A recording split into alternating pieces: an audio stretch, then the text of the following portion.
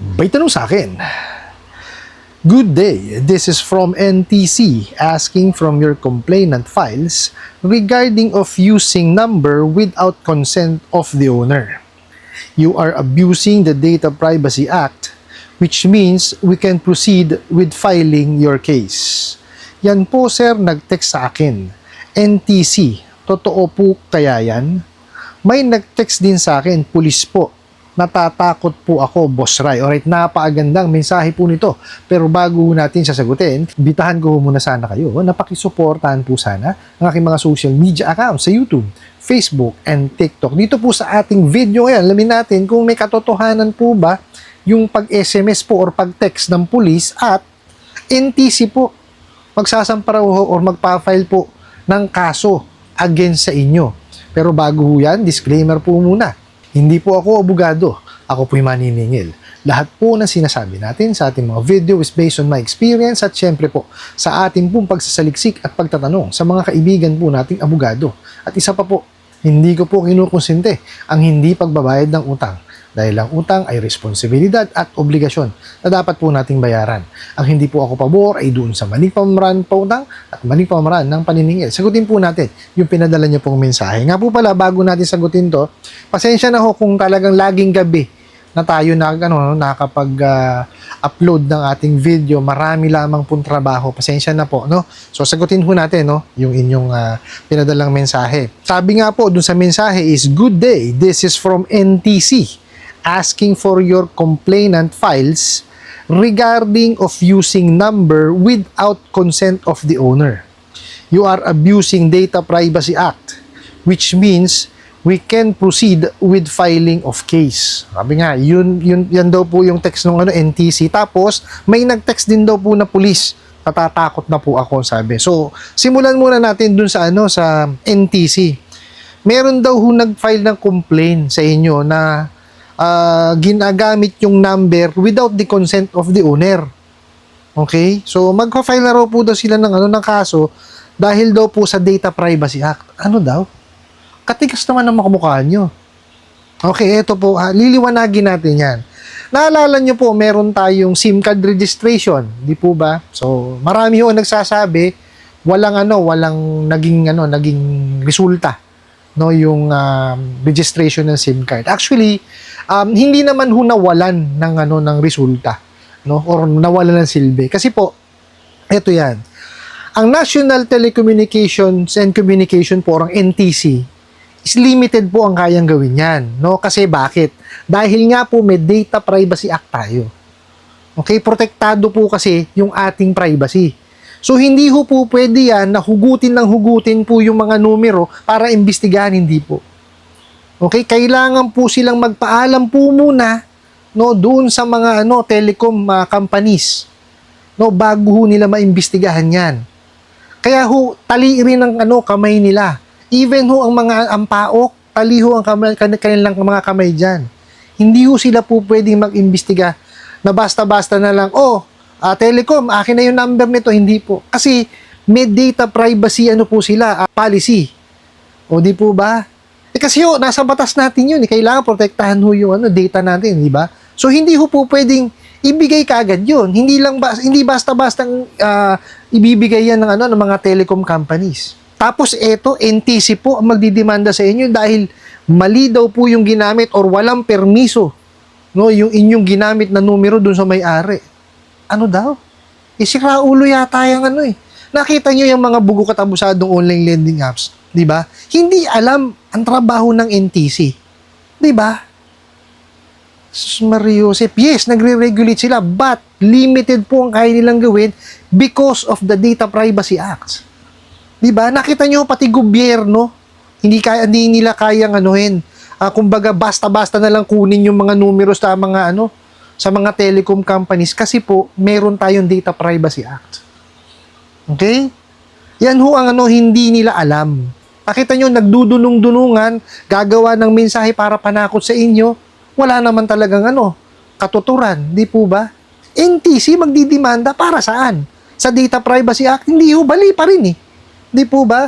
If there's a breach doon po sa sa data ng isang tao, National Privacy Commission po dapat no, ang naghahabla sa kanila or ang tumutugi sa kanila, hindi NTC, si Raulo.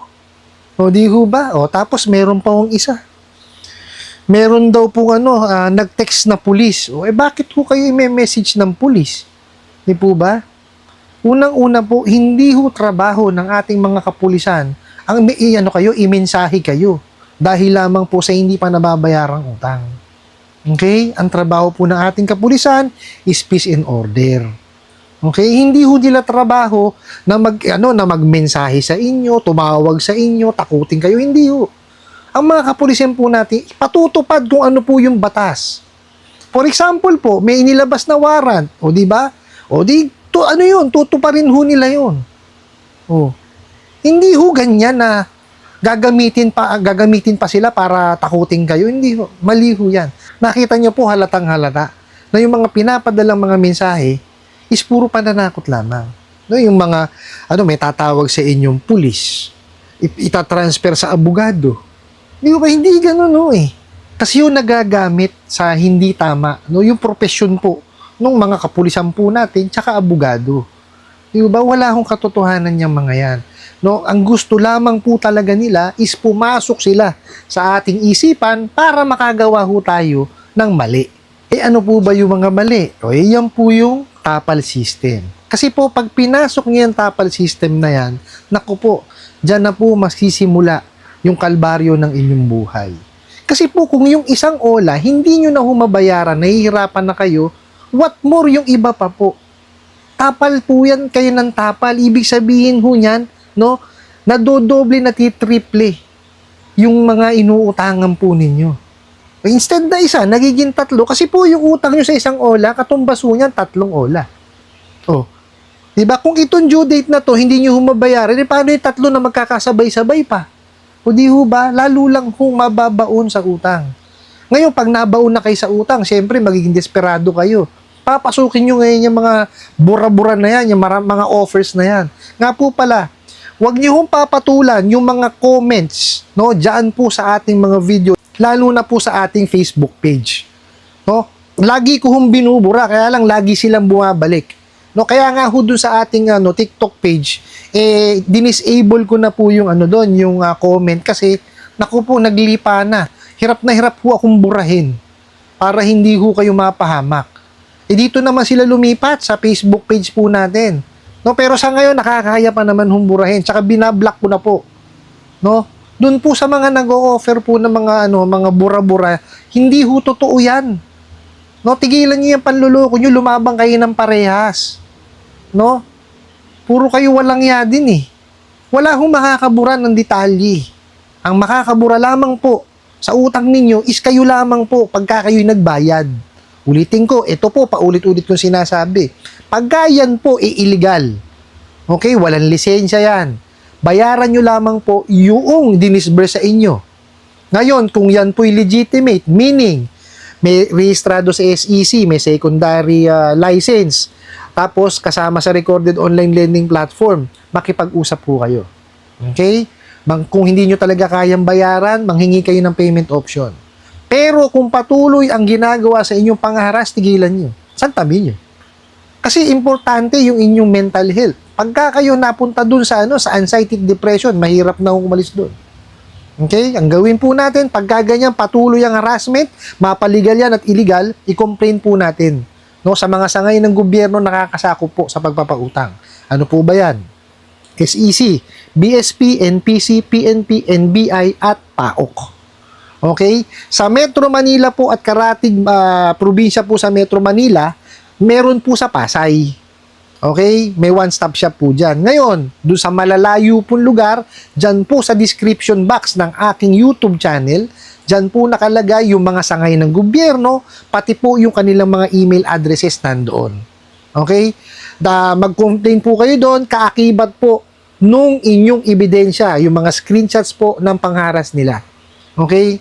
Ngayon, pag kaya na raid, ay kailangan po yan personalin nyo para humatuluyan. Kasi pag yan na raid, no, at hindi nyo na naman na kumbaga tinuluyan, makakaano na naman ho yan, makakawala na naman ho yan mga yan. 'Di ba? Mapapawalang sala. Kasi hindi ho natuloy yung demanda. Kasi Hindi ho natatapos sa raid. Okay, alalahanin nyo yan, yan po ang pinaka-importante. Hindi ho porkit na raid tapos na, hindi po. Pag na-raid yan, kailangan magsampa tayo ng kaso. Tuluyan ho natin, puntahan natin. Paglaanan talaga natin ng panahon. Kasi kung gusto talaga ho nating matapos yan, kailangan ho talagang may makulong. At, ang pinaka-importante po sa lahat, huwag po natin silang tangkilikin. Ano po? I hope nasagot ko po itong katanungan na to at sana po'y makatulong. Maraming salamat po sa inyong walang sawang pagsupport at panonood sa aking mga video. Maraming salamat po sa inyong pag-like, pag-share, pag-comment at pagtatanong. And kunin ko na rin po itong opportunity na to na imbitahan po sana kayo na pakisuportahan po sana ang aking mga social media accounts sa YouTube, Facebook, and TikTok. Nasa muli po, yun lang.